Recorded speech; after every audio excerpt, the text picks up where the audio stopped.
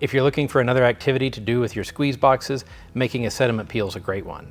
It's the same procedure that sedimentologists use on large-scale flumes after they've conducted experiments, but we're going to do it in our squeeze box.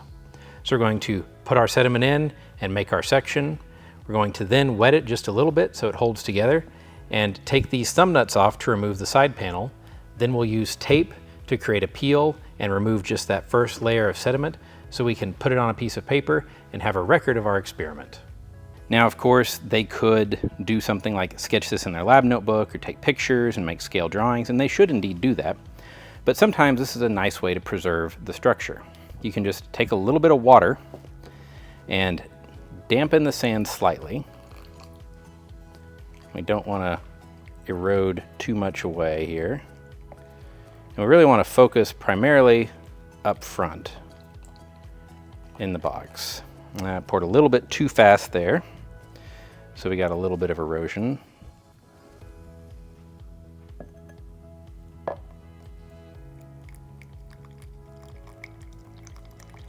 I want to make sure that we saturate the entire section.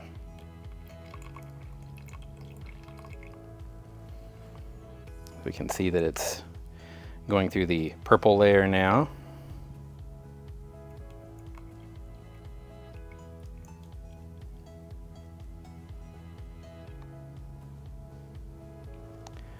And we're almost all the way to the bottom of the section.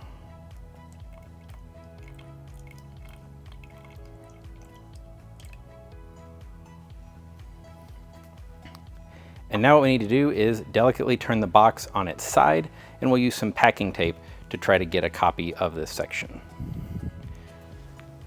So I'm going to flip the box at a high angle here. You can probably go right on the side in the lab. And I'm going to remove the thumb nuts that are holding the front of the box on. There's 4 along the bottom and 2 at the top. And then I'm going to carefully remove the front plate. And we've got our structure exposed now.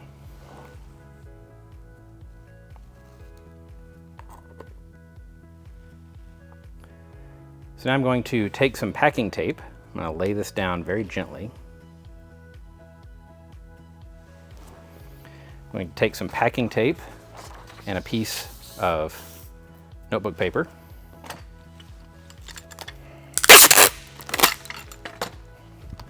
I'm going to apply the packing tape across the section of sediment. I'm going to have to use more than one strip here.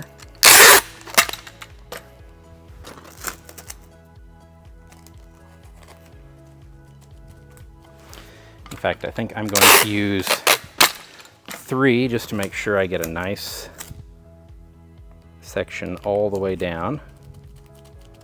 I'm going to press lightly. Might even stand this up and try to press in as much as I can.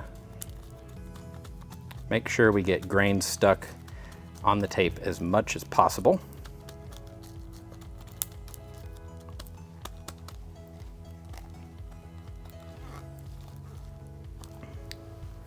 And once we think we've got as many grains stuck as we can, we'll peel back